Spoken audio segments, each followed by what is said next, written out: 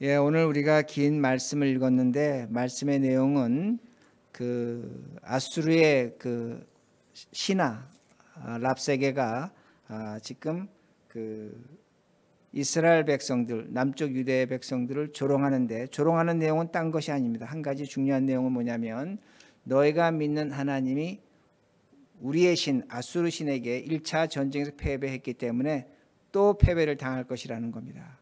그러니까 너희들이 우리에게 항복하라는 그런 내용이 됩니다. 그러기 오늘 말씀을 제가 근거로 해서 말씀의 제목은 일어서기입니다.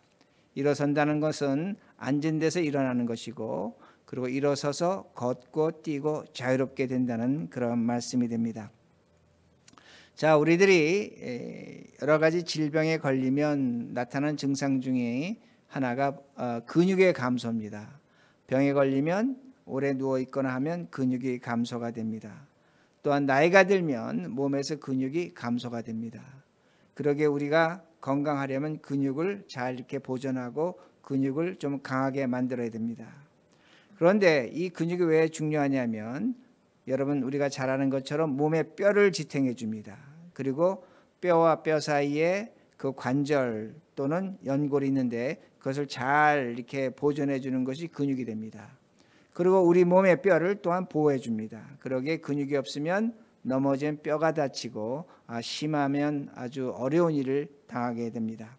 그러기에 이 근육이 있어야 사람이 걷는 속도가 있고 일어나기도 하고 뛰기도 하고 걷기도 하고 또한 자유롭게 됩니다. 그러기에 근육이 상당히 중요하다는 말씀입니다. 그런데 제가 지금 말씀드린 그 근육은 운동으로만 되는데 저절로 되지 않습니다. 근육 운동은 상당히 고통스럽다고 합니다. 여러분 아마 운동하시다가 그 살에 이렇게 근육이 아플 때가 있습니다. 그러면 근육에 살이 배기는 겁니다. 근육이 강해지는 겁니다. 근데 강해지려면 고통을 겪을 수밖에 없다는 겁니다. 아픔이 있다는 겁니다. 그러니까 우리가 근육이 고통을 통해서 생겨나는 것처럼 우리의 신앙도 고통을 통해서 자라는 겁니다. 신앙은 고통의 그 열매를 먹고 크는 것입니다. 그리고 근육이 있어야 우리가 마치 제가 좀 전에 말씀드린 것처럼 일어서서 걷고 뛰기 하는 것처럼 그 우리의 신앙의 근육이 있는데, 그 신앙의 근육이 고통을 통해서 자랄 때 우리는 자유를 얻는 겁니다. 진정한 자유를 얻는 겁니다. 물론 예수 그리스도가 우리를 죄에서 자유하게 하셨습니다. 그러나 우리가 그 자유를 느끼고 확인하는 것은 무엇이냐? 고통이라는 겁니다. 그 고통, 우리의 신앙의 고통이 있고 그 고통을 통해서 우리의 신앙의 근육이 자랄 것이고, 그 근육이 왕성함으로 말미암아 튼튼해짐으로 말미암아 우리는 진정한 자유를 누리게 된다는 겁니다. 그러기에 고통이 중요할 수밖에 없다는 겁니다. 그러기에 로마서 8장 18절에 바울은 뭐라고 얘기하냐면, 우리가 현재 당하는 고난은, 고통은 장차 다가올 영광과 비교할 수 없다고 말합니다. 고통은 굉장히 아픈 겁니다. 그러나 그 고통을 통해서 우리에게 영광이 주어지고 있음을 바울은 지금 고백하고 있습니다. 또한 베드로전서를 보면 베드로는 고통에 대해서 아주 많은 언급을 하는데, 뭐라고 언급을 하냐면 예수를 믿기에 고통은 당연하다는 겁니다. 예수를 믿기에 고통은 당연하고, 그리고 그 고통을 기쁨으로 감당하라고 그렇게 말합니다. 그러니까 우리는 신앙생활하면서 세상 살아가면서 고통을 멀리하고 고통이 있는 걸 죄로 여기고 고통이 있는 걸 하나님의 벌로 여기는데, 지금 성경 기자들이 우리에게 가르쳐 주는 건 뭐냐면 고통은 그렇지 않다는 겁니다. 우리를 자유롭게 하고 오히려 힘을 주고 오히려 하나님의 영광을 알게 하고 오히려 우리가 그 고통 속에 기쁨도 얻을 수 있다고 그렇게 말하고 있습니다. 그러기에 고통은 하나님을 만나게 하는 유일한 길이 됩니다. 물론 우리가 예수 그리스도 하나님을 만나지만 신앙생활하고 믿음생활하면서 고통을 통해서 하나님을 만나게 한다는 겁니다. 제가 지금 하나님을 만난다고 할 때 많은 분들은 하나님 우리가 만나죠라고 하는데, 하나님을 만나면 하나님의 힘을 경험하는데, 그 하나님의 힘이라는 건 뭐냐면 어떤 뜨거운 체험도 될 수 있겠고 어떤 특별한 경험도 될 수 있겠지만, 하나님의 힘은 하나님을 오해하지 않게 합니다. 우리가 신앙생활하면서 참 기쁨이 뭐냐면, 내가 이렇게 생각했던 하나님을 어떤 일을 통해서 하나님을 조금 깨닫고 이해한다면 거기에 큰 기쁨이 있는 겁니다. 하나님을 오해하지 않게 한다는 겁니다. 그러기에 고난과 고통이 신앙생활에서 상당히 중요한 겁니다. 우리 인간은 고난과 고통을 피할 수는 없습니다. 그런데 우리 신앙에 좋은 어떤 근간이 된다는 겁니다. 제가 좀 전에 베드로를 말씀드렸는데 베드로 그 전후서에서 세 가지 고통을 얘기합니다. 어떤 고통을 얘기하냐면 우리의 잘못으로 당하는 고통이 있다는 겁니다. 우리가 잘못해서 당하는 고통은 하나님의 칭찬이 없다고 그렇게 말합니다. 두 번째 고난인데 그 두 번째 고난은 뭐냐면 애매한 고난, 이유 없는 고난이 있다는 겁니다. 내가 지금 고난을 당하는데 이걸 왜 당하는지 모릅니다. 내가 잘못하지 않았는데 당하는 겁니다. 그럴 때 베드로는 뭐라고 얘기하냐면 하나님을 바라보라는 겁니다. 하나님과 깊은 관계를 가질 수 있는 것이라고 그렇게 말합니다. 그리고 마지막으로 베드로가 얘기하는 것은 뭐냐면 그리스도의 고난에 의지적으로 참여하는 겁니다. 고난을 피하는 것이 아니라 고난에 참여하는 것입니다.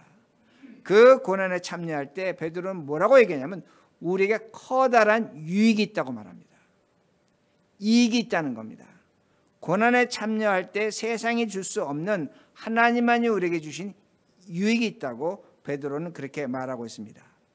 이것이 오늘 본문의 중요한 내용이 됩니다. 제가 지난주에 히스기야는 다윗을 필적하는 왕이라고 그렇게 말씀을 드렸습니다. 그 이유는 뭐냐면 산당 제사를 중지시켰고 우상 숭배를 파괴했고 종교 개혁을 했기 때문에 누구보다 훌륭한 왕이라고 했습니다. 누구보다 훌륭한 왕인데 어떤 결과를 만들어내는가를 우리가 오늘 성경을 통해서 볼 수가 있습니다. 여러분 먼저 9절과 12절을 보면 이 9절과 12절은 어떤 내용이 되냐면 그 아수르가 북이스라엘을 멸망시키는 내용이 됩니다. 그러기에 12절 보시면 이렇게 말씀이 나옵니다. 이는 그들이 하나님 여호와의 말씀을 듣지 아니하고 그의 언약과 여호와의 종 모세가 명령한 것을 따르지 아니하였습니다. 저 너무나 당연한 겁니다. 하나님 말씀을 거역하고 우상 숭배했다는 겁니다. 나라가 망했습니다. 저걸 나라가 망했는데 어떻게 망했다고 제가 말씀을 드릴 수 있냐면 근육이 다 빠져버린 겁니다. 뼈가 있는데 나라에 뼈가 있는데 그 뼈가 완전히 부셔져 버린 겁니다. 완전히 죽어버린 겁니다. 자, 그런데 그렇게 북이스라엘이 망한 모습을 성경이 보여주면서 성경이 하나를 또 보여주는데 그것이 뭐냐? 히스기야가 어떻게 망했는가를 보여줍니다. 자, 히스기야는 다윗에 필적하는 왕이라고 했는데 그가 어떻게 무너지고 그의 근육이 어떻게 빠지고 아주 앙상한 뼈만 남은 모습을 보여줍니다. 자, 산헤립이라는 아수르 왕이 남쪽 유대를 침공합니다. 근데 산헤립은 살만에셀의 다음 왕인데 여러분 14절부터 16절을 한번 보시기 바랍니다. 히스기야가 과연 어떻게 됐는가? 제가 읽습니다.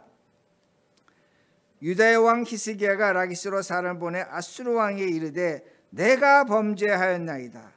나를 떠나 돌아가소서. 왕이 내게 지으시는 것을 내가 당하리이다 하였더니 아수르 왕이 곧 은 300달란트와 근 30달란트를 정하여 유다 왕 히스기야에게 내게 한지라. 히스기야가 이에 여호와의 성전과 왕궁 곳간에 있는 은을 다 주었고 또 그때 유다 왕 히스기야가 여호와 성전 문의 금과 자기가 모든 기둥에 입힌 금을 벗겨 누구에게? 모두 아수르 왕에게 주었더라. 놀랍지 않으세요? 여기서 우리가 성경을 읽으면서 참 어떻게 이런 일이 있을까? 누구보다 훌륭한 왕이라고 했는데 전쟁에 패배하자 이 아수르 왕에게 패배한 히스기야의 모습이 북이스라엘이 망한 모습과 똑같다는 겁니다. 즉 히스기야는 우상 숭배하지 않았습니다. 종교개혁했습니다. 그런데 그 히스기야가 지금 망한 모습이 누구와 같으냐? 북이스라엘의 우상 숭배하고 종교개혁하지 않은 북이스라엘 모습과 똑같다는 거다. 차이가 없다는 겁니다. 망한 건 망한 겁니다. 얼마나 철저하게 망했냐면 성전에 있는 금을 다 벗겨서 자기가 갖고 있는 금을 다 벗겨서 지금 아수르 왕에게 지금 바치는 것을 보여주고 있다는 겁니다. 그런데 더 심각한 말씀이 이겁니다. 14절 보세요. 얼마나 심각한 말씀인가? 히스기야한테 14절 보면 유다의 왕 히스기야가 라기스로 산을 보내어 아수르 왕이 이르되 뭐라고 했습니까? 내가 범죄하였나이다. 여러분, 이 말씀은 간단한 말씀이 아닙니다. 여기서 범죄했다는 것은 히브리어로 하타라는 단어를 썼는데, 하타라는 거 우리가 잘 하말티아입니다. 관역에 대해서 관역을 놓고 화살을 쏘는데 화살이 빗나간 겁니다. 이걸 죄라고 그렇게 말합니다. 이 죄는 구약 성경에 약 600번 정도 나타납니다. 그런데 내가 화살을 잘못 쐈다는 겁니다. 그런데 이 하타라는 말에 반대말이 있는데 야라라는 말이 됩니다. 야라라는 말은 동사인데 이것이 명사인 토라가 됩니다. 자, 지금 성경이 우리에게 가르쳐주고자 하는 것이 뭐냐면 토라는 하나님 말씀대로 사는 겁니다. 내가 화살을 쐈는데 그 화살이 정확하게 하나님 말씀에 꽂히는 겁니다. 관역에 맞추면 토라가 되는 겁니다. 야라가 되는 겁니다. 그런데 지금 히스기야는 누구한테 지금 범죄했다고 얘기하면 누구에게? 아수르 왕에게. 하나님한테 자신이 범죄했다고 얘기되는데 말을 거꾸로 하는 겁니다. 이 말씀은 어떤 의미가 되냐면 히스기야에게 하나님은 누구냐? 아수르 왕입니다. 아수르 왕입니다. 그리고 말하는 것이 내가 당신에게 아수르 왕에게 범죄하였나이다. 이 말씀은 뭐냐면 내가 하나님 말씀대로 사서 범죄한 것이 아니라 당신의 말씀대로 살지 않아서 범죄했다는 겁니다. 이해가 되십니까? 지금 성경이 우리에게 보여주는 것이 히스기야가 얼마나 심각한 배신을 했는가를 보여주는 겁니다. 하나님 앞에서 누구보다 크게 배신한 사람이 히스기야라는 것을 성경이 보여줍니다. 하나님 말씀에 따라 살지 않아서 죄가 됐다고 얘기하는 것이 아니라 아수르 왕의 말에 따라 살지 않았기 때문에 내가 죄인이라고 그렇게 얘기하는 겁니다. 그러면 여러분 7절을 보세요. 오늘 본문 아니지만 7절 보세요. 성경 펴시고 7절 보시면 히스기야가 이렇게 말합니다. 제가 읽습니다. 여호와께서 그와 함께 하심에 그가 어디로 가든 형통하였더라. 저가 아수르 왕을 배반하고 섬기지 아니하였고. 성경 뭘 보여줍니까?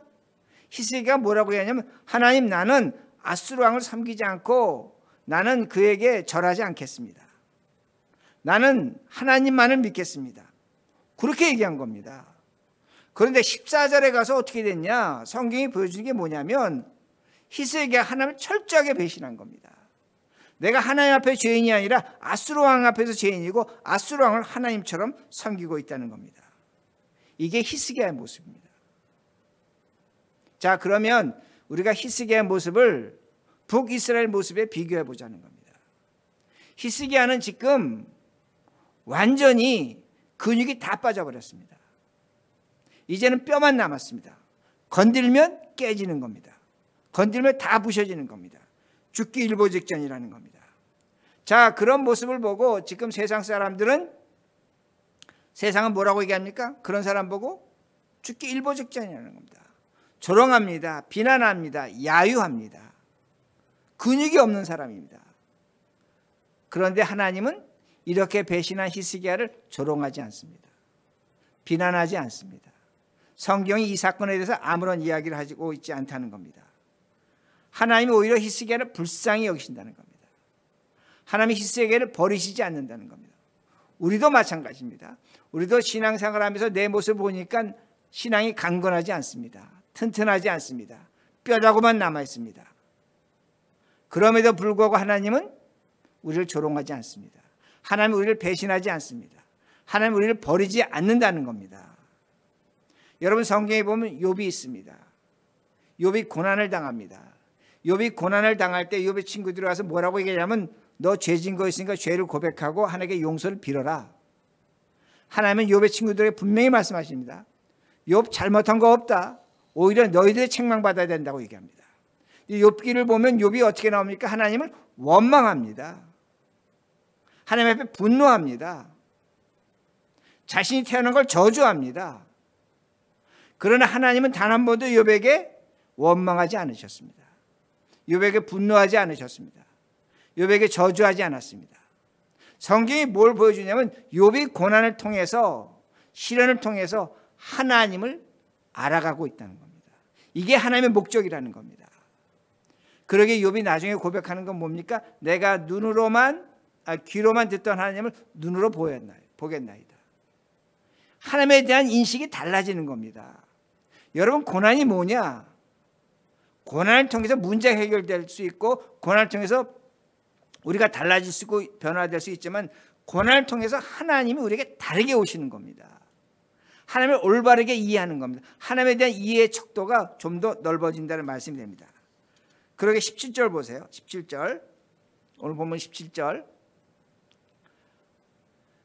자, 여기 보세요. 아수르 왕이 다르단과 랍사리스와 랍사게로 하여금 대군을 거느리고 라기스에서부터 예루살렘으로 가서 히스기야 왕을 치게 하며 그들이 예루살렘을 올라가니라. 그들이 올라가서 윗못 수도 곁 곧 세탁자의 밭에 있는 큰 길에 이르러서니라.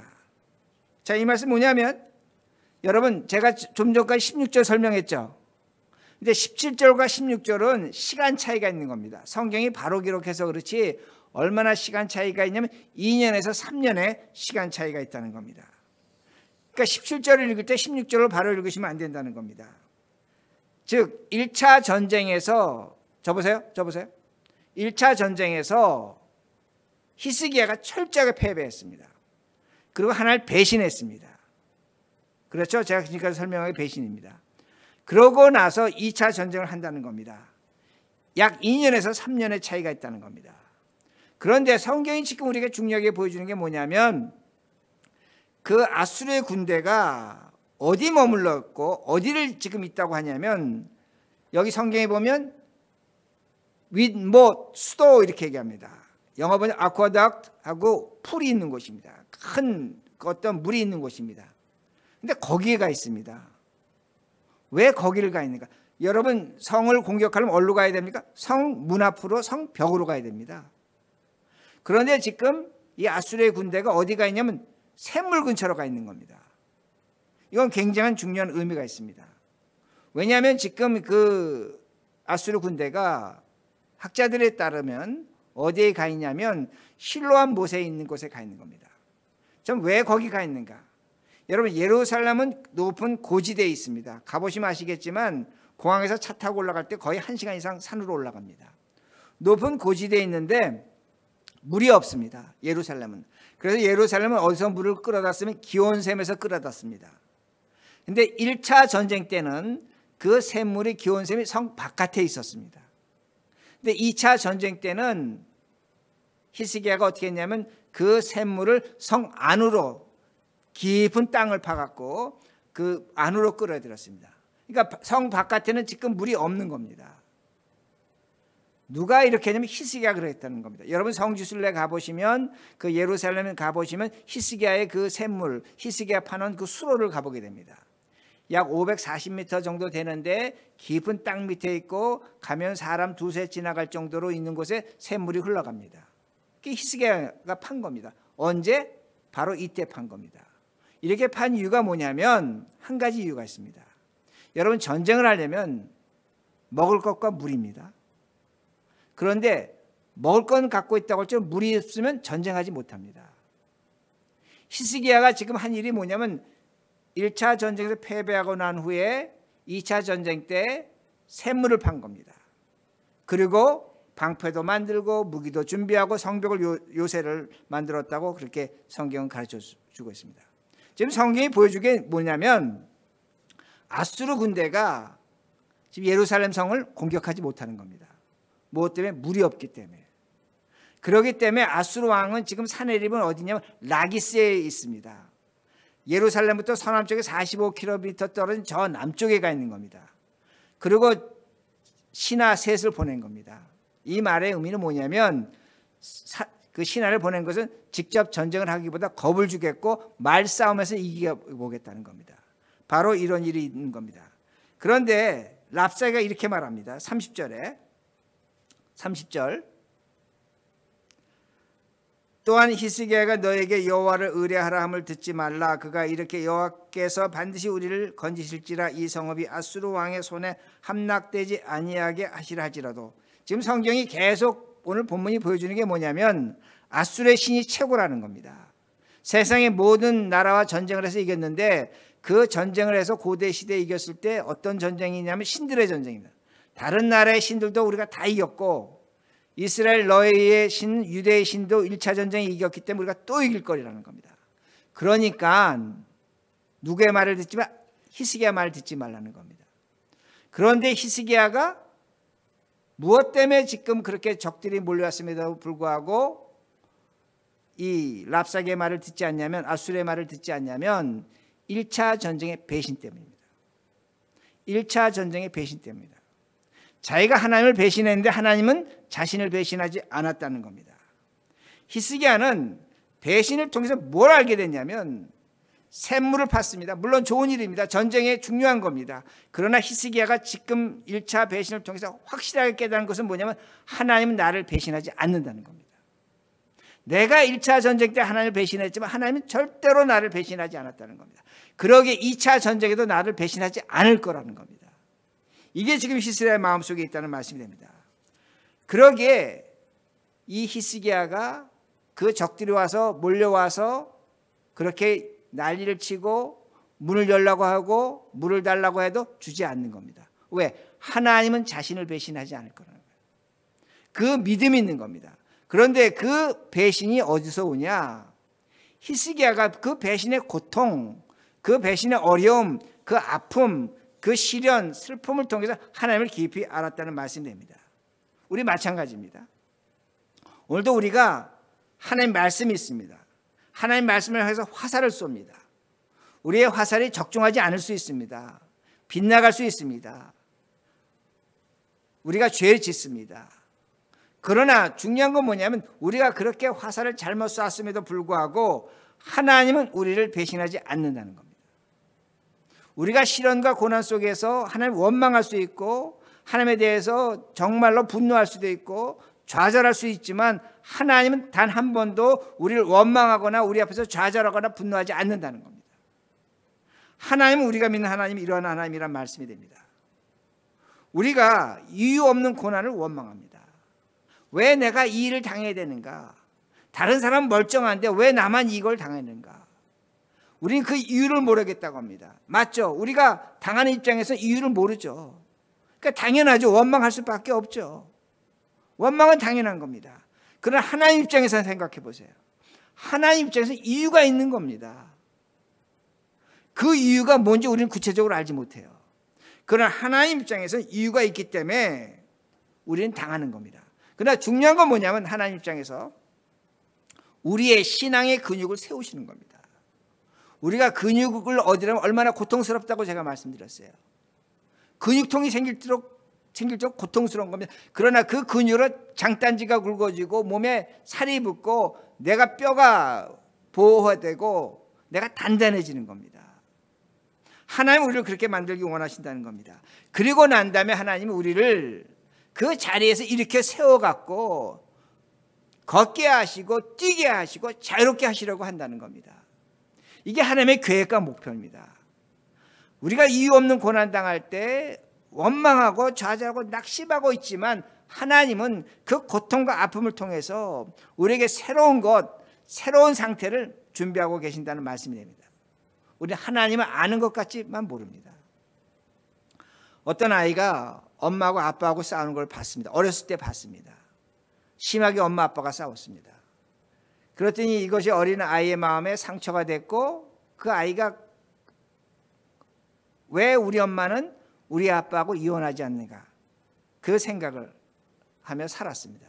아빠가 미운 겁니다. 그리고 이 아이가 좀 큰 다음에 엄마에게 물었습니다. 엄마는 왜 아빠하고 이혼하지 않아? 아빠하고 엄마하고 그렇게 싸웠는데 아빠가 엄마한테 잘해주지도 않는 것 같은데 왜 그랬어? 그렇게 물었습니다. 근데 엄마가 그 아이에게 이렇게 말합니다. 내가 눈으로 보는 것이 아빠의 모습이 아니다. 아빠는 너가 보지 못하고 알지 못하고 느끼지 못하는 아빠의 모습이 있다는 겁니다. 그리고 엄마가 말합니다. 너희 아빠는 나에게 최고의 사람이다. 최고의 사랑이다. 사랑을 주고 있다. 그렇게 말합니다. 그런데 아이는 지금 아빠를 어떻게 알고 있습니까? 최악의 아빠로 알고 있는 겁니다. 자신이 보고 자신이 경험한 거로만 알고 있는 겁니다. 그러나 엄마가 겪고 있는 아빠는 최고와 최상의 아빠입니다. 여러분, 오늘날 우리가 하나님 그렇게 알고 있는 겁니다.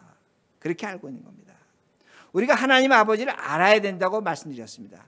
제가 알아야 된다고 할 때 처음 말씀에 뭐라고 말씀드렸냐면, 하나님 아버지를 아는 게 어떤 특별한 경험과 지식이 오는 것이 아니라 하나님에 대한 이해가 달라지는 겁니다. 그게 경험이고 그게 기쁨입니다. 그러기에 우리가 이유 없는 고난을 당할 때 첫 번째 그 하나님은 최악의 하나님 아버지죠. 하나님 원망하죠. 어떻게 나에게 이런 일을 주십니까? 내가 왜 이 일을 당해야 됩니까? 그러나 우리는 고난의 과정을 통해서 하나님은 최고의 하나님입니다. 최선의 하나님이라는 겁니다. 하나님은 우리가 고난과 시련 속에서 어떠한 것을 했다고 할지라도 똑같이 대응하지 않습니다. 하나님은 우리를 배신하지 않는다는 말씀입니다. 하나님은 배신자 히스기야를 위해서 싸우셨습니다.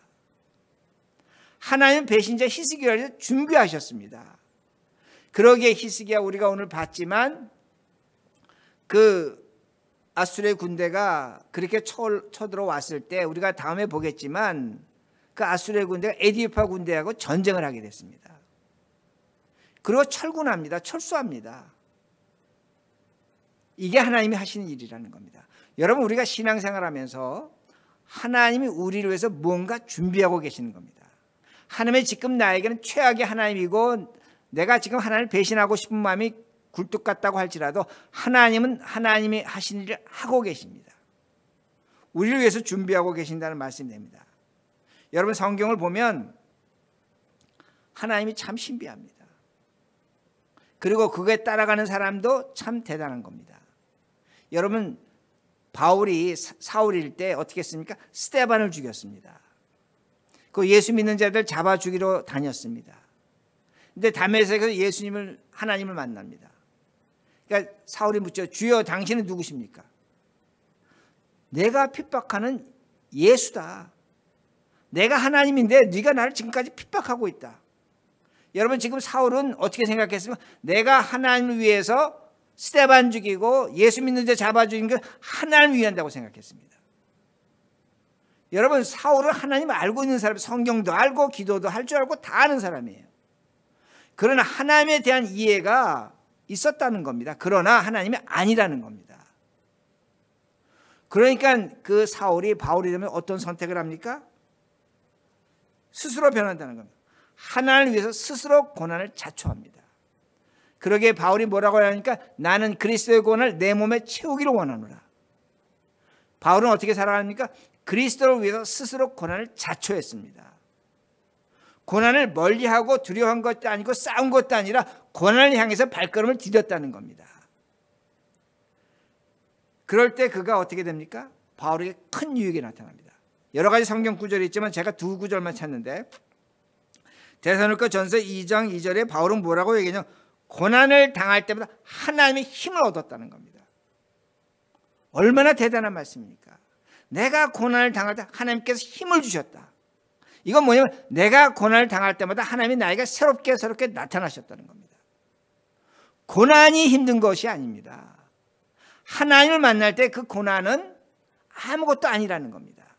내가 하나님이 누구인지 조금이라도 경험한다면 그 고난은 정말로 하나의 낙엽송이 같은 겁니다. 지금 저 밖에 땅 가면 낙엽이 얼마나 많습니까? 별것 아니라는 겁니다.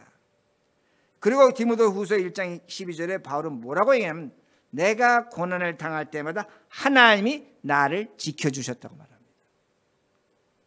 그러면 제가 뒤집어 질문합니다. 바울이 고난을 두려웠겠습니까? 좀 잘못된 이해가 될 수 있다고 생각하시는 분도 계실지 모르지만 바울은 고난을 찾아다녔습니다. 바울은 고난을 찾아다녔습니다. 우리가 볼 때는 멍청한 짓이고 바보 같은 짓인데 그렇게 했다는 겁니다. 그러게 우리가 오늘 당하는 고난이 있습니다. 이유 없는 고난입니다. 왜 당하는가? 무엇 때문에 당하는가? 그러나 고난을 통해서 우리의 신앙의 근육이 강화되는 겁니다. 우리가 뼈만 남는 그 상태에서 우리가 일어서는 겁니다. 일어서고 걷는 겁니다. 뛰는 겁니다. 자유롭게 되는 겁니다. 이 믿음, 이 고난을 여러분 마음속에 깊이 새기시고 신앙생활하는 우리들이 되길 바랍니다. 기도하시겠습니다.